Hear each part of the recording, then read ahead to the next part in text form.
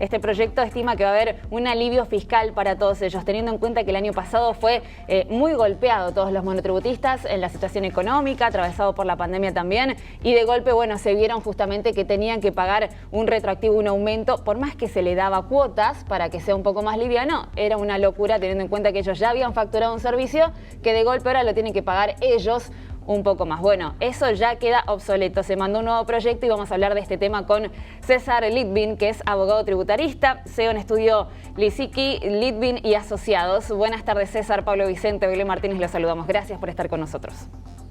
Buenas tardes, un gusto saludarlo. No soy abogado, soy contador público, pero para el caso igual somos tributaristas, los contadores públicos.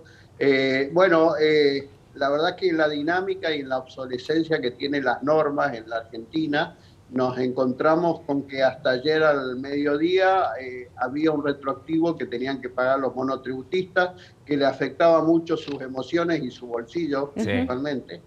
Y bueno, parece que después de varios días, después de varios reclamos, el gobierno entendió que no iba por el camino acertado, teniendo en cuenta que ese retroactivo iba a ser cuestionado jurídicamente porque tiene efecto liberatorio el que ha pagado de acuerdo a la norma vigente en ese momento. Bueno, nos encontramos esta madrugada con un nuevo proyecto de ley que tiene que hacer todo el recorrido en el Congreso y tiene que ser aprobado, obviamente, con lo cual digo, todo lo que se hizo desde el 30 de diciembre con el proyecto original, abril salió la ley, 25 de mayo, fecha patria, el reglamento del Poder Ejecutivo, 31 de mayo, el reglamento de la FIC que estableció esa diferencia a pagar. Bueno, nos encontramos con este nuevo proyecto que tiene tres partes importantes. En primer lugar, deja de lado cualquier retroactivo. Todas las cuotas de enero a junio van a coincidir con la de diciembre, con lo cual aquel que pagó normalmente como venía pagando desde diciembre del año pasado no le debe nada al fisco. En segundo lugar, se establece una situación de regularización con un alivio fiscal para aquellos monotributistas, pero no para todos, para los que tienen ingresos y patrimonios importantes quedan afuera de esta moratoria, que se llama alivio fiscal, pero tiene muchos seudónimos, y esta moratoria que va a beneficiar a muchos monotributistas, le va a permitir regularizar todas las deudas anteriores al 30 de junio de este año, o sea, si no pudo pagar el año pasado o no pudo pagar hace varios años, lo va a poder pagar sin intereses resarcitorios, sin intereses punitorios y sin multa. Y lo va a poder pagar hasta en un plan de pagos de hasta 60 cuotas. Por supuesto que esto es un gran alivio porque de alguna manera lleva a la formalidad a aquel que quedó sin regularizar su deuda con el monotributo, y es importante que esté en la formalidad porque es importante para todo el tema de seguridad social, ¿no? Que no tiene que perder esa posibilidad de la jubilación y de tener una obra social. Y por el otro lado, se establece un ajuste pequeño en las categorías.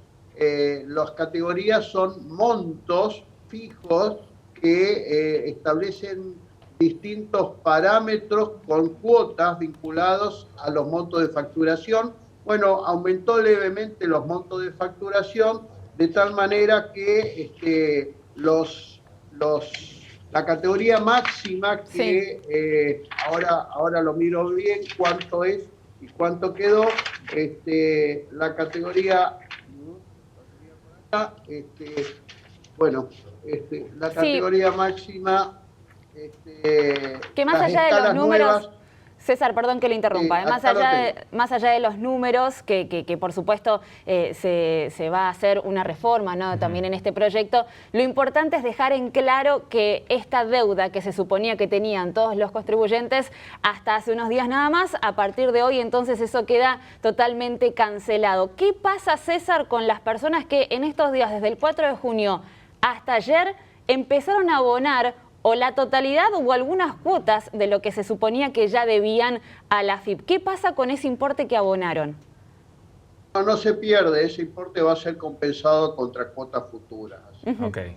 No hay ningún problema, más allá de que el que se apuró seguramente no le va a gustar esa situación, porque aquel que no pagó lo va a poder pagar en cuotas, ¿no? Claro. O pagará menos en el futuro.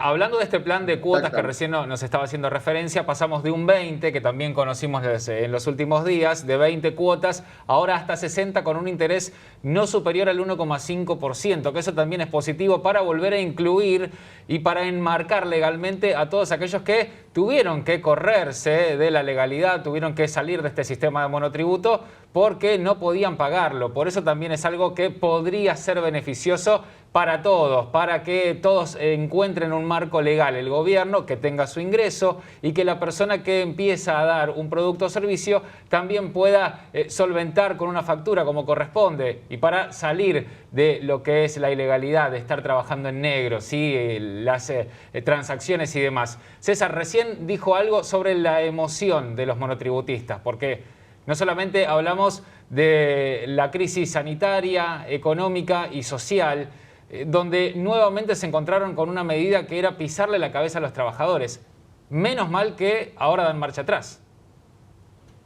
Sí, creo que lo han entendido a los golpes que estaban afectando ilegítimamente, porque, insisto, no había plafón jurídico para hacer eso, pero además de todo generaba una incertidumbre y una angustia, y yo diría más categóricamente una indignación de parte de los monotributistas de tener que asumir en un escenario de plena pandemia todavía aún, con restricción de actividades, restricción de ingresos y una canasta familiar ascendente por la inflación.